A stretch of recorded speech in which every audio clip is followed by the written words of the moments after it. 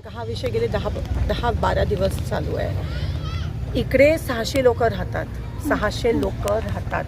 तुम्ही कॅमेरा मागे करा, माझ्याकडे नको. ती पूर्ण 600 लोकांची जी सोसायटी आहे ती ब्लॉक केली आहे, लॉक केली आहे, ब्लॉक. त्यांना बाहेर येण्यासाठी, आत जाण्यासाठी आता रस्ताच राहिला नाही आहे.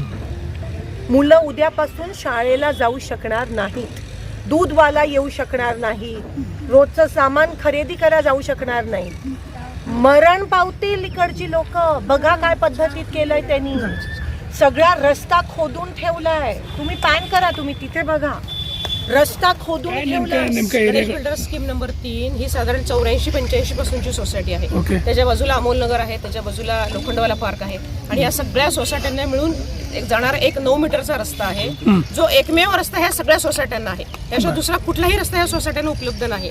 आणि असं असताना सुद्धा शेजारचा प्लॉट धारक, ज्याचं नाव सागर संतानी आहे, सागर संतानी या माणसाने हा रस्ता त्याच्या प्लॉटमध्ये दाखवून, त्याच्या एरियामध्ये दाखवून महानगरपालिकेकडनं तो एरिया त्यांनी मंजूर करून घेतला, तो प्लॅन लेआउट, आणि तो रस्ता त्यांनी त्याच्या आत दाखवलेला. आता महानगरपालिकेतल्या सगळ्या अधिकाऱ्यांना इथं येऊन गेलेले आहेत. अतिरिक्त आयुक्त वीणा पवार मॅडम त्या स्वतः इथं येऊन बघून गेलेल्या आहेत. त्यांना माहिती हा एकमेव रस्ता आहे. तरीही तो रस्ता त्यांनी प्लॅनमध्ये दाखवला आणि महानगरपालिकेने तो प्लॅन मंजूर केलेला आहे. महानगरपालिकेची ही गोष्ट लक्षात यायला पाहिजे की तुम्ही लँड लॉक करू शकत नाही. आज आमची लँड लॉक झालेली आहे. कोण याला जबाबदार? याला पूर्णपणे महानगरपालिका जबाबदार आहे. आयुक्तांनी उंटावून शाळा आकायचं बंद करावं, ग्राउंड लेवलला उतरावं त्यांनी आणि चेक करावं की इथं काय अवस्था आहे. बांधकाम विभागाचे महानगरपालिकेतले अधिकारी मठपती कधीही हा ह्यांचा मॅप घेऊन आमच्या समोर बसलेले आहेत. आम्ही आमच्या सगळ्या सोसायटींचे मॅप घेऊन समोर बसले आहोत. आमच्याकडे मॅप आहेत. सार्वजनिक बांधकाम विभागाने हा रस्ता 2006-07 साली आमदार निधीमधून हा रस्ता केलेला आहे. त्याची कागदपत्र उपलब्ध आहेत आमच्याकडे. ती कागदपत्रे आम्ही आयुक्तांच्या ताब्यात दिलेली आहेत. पण तरीही त्यांना काही फरक पडत नाही. त्या रस्त्याचं हस्तांतरण झालेलं आहे का, त्याचा आता मेंटेनन्स कोण करतंय, हे सगळं आम्ही माहितीच्या अधिकारामध्ये त्यांना विचारलेलं आहे. माहितीच्या अधिकाराची उत्तरं मिळत नाहीत. त्याचं प्रथम अपील झालं, द्वितीय अपील झालं, आता त्याचं अपील राज्य अपील चालू झालं. और 5 ऑगस्टला त्याचं राज्य अपीलची सुनावणी झाली. राज्य आयुक्तांनी त्यांना विचारलं की तुम्हाला 20,000 रुपये फाईन का करू नये, कागदपत्र द्यायला तुम्हाला प्रॉब्लेम काय आहे? जर तो रस्ता झाला असेल तर हस्तांतरण झालंय का नाही, द्या कागदपत्र. माझं नाव ॲडव्होकेट नीता जोशी, मी गणेश बिल्डर्स स्कीम नंबर 3 चे अध्यक्ष आहे मी. आणि ह्या सगळ्यामध्ये महत्वाची बाब म्हणजे ही न्यायप्रविष्ट बाब आहे. ह्या रस्त्यावरती कुणीही आक्रमण करू नये म्हणून आपण केस फाईल केलेली आहे. आणि त्या केसमध्ये सागर संतानी पार्टी आहे, महानगरपालिकेला पार्टी केलेलं आहे. हे दोघंही हजर आहेत तिथं कोर्टामध्ये, दोघंही हजर आहे. बाब न्यायप्रविष्ट असताना हे सगळे प्रकार करतात हे. आणि कोर्टामध्ये कुठलेही म्हणणं मांडायला येत नाहीत. आजपर्यंत सागर संतानीने कुठलाही त्यांचा मॅप जो त्यांनी प्लॅन मंजूर करून घेतलेला आहे, कुठलाही प्लॅन त्यांनी कोर्टात दिलेला नाही ना आमच्या समोर महानगरपालिकेच्या अधिकाऱ्यांनी कुठला प्लॅन दिला. आमच्या 2च मागण्या. जाणार कसं घरी? रस्ता पर्याय करा, तोपर्यंत काम थांबवा. मला ते लेखी पाहिजे. ते तर लेखी द्या ना. मला लोक जाणार कसं रस्ता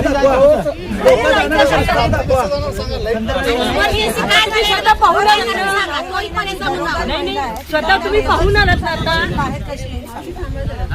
तिच्या बाळाला, अनलॉक बाळाला तिला काय झालं तर कोण जबाबदार? तुम्हाला माणुसकीच्या नात्याने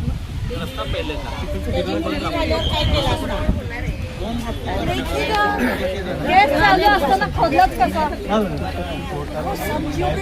मला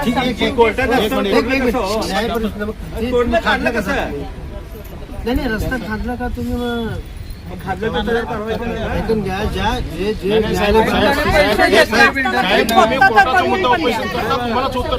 लोकांसाठी इथे आहोत. बरोबर, राईट. आज जर त्या मुलीला लेबर पेन सुरू झाले किंवा ह्यांच्यापैकी कोणाला काही बरं वाईट झालं, how is she to go to hospital? और second, how is ambulance going to come to them? Second, third, आग लागली, फायर ब्रिगेड कसं येईल? ठीक आहे ना, रस्ता द्यायला पाहिजे. तो रस्ता ऐका रातोरात झाला पाहिजे. कारण का काल आम्ही थांबलोय एवढे दिवस आणि म्हणून आम्हाला ही स्टेप घ्यावी लागली. असं नाहीये की काल आलो आणि हे झालंय. म्हणजे तुमचा डायलॉग त्यांचा डायलॉग सुरू आहे तरी प्रशासन इज नॉट बेंडिंग. आमचा आरोप असा आहे की वरपासून खालपर्यंत सगळा किती संघर्ष सर्वसामान्य लोकांना करावा लागतं. आम्ही तर करणं, आमची ड्युटी आहे करणं. सर्वसामान्य महिलांना तुम्ही 2 वाजल्यापासून बघताय किती संघर्ष करावा लागला. शेवटी आयुक्त आलेच नाही, शेवटी पोलिसाचे उपायुक्त आले आणि हे JCB आहे ते काढून टाकलं. ती आमची पहिली आणि पर्यायी रस्ता. कारण का आज इथे काही झालं असतं बरं वाईट तर अँब्युलन्स कशी आली असती. कारण आग लागली तर फायर ब्रिगेड यायला जागा नाही, तिथे गरोदर महिला त्यांना दवाखान्यात जायला डॉक्टरला यायला जागा नाही. म्हणजे तुम्ही विचार करा, ह्याचा काही विचार न करता प्रशासनाने एवढा हा ढासळ कारभार आणि सगळे वरपासून खालपर्यंत मॅनेजर लाचार झालेत बरेच अधिकारी. आता शेवटी हे उपायुक्त आले आणि आम्ही सांगितलेलं काम थांबवा, काम थांबवलंय आणि रस्त्याचं काम सुरू करण्याचा शब्द दिला. ती JCB पण आणि रस्त्याचं काम आता थोड्या वेळात सुरू होईल. शेवटी लोकशाहीचा विजय मला असं वाटतं 10-20% आता झालं, अजून लढाई आपल्याला लढायची. ओके.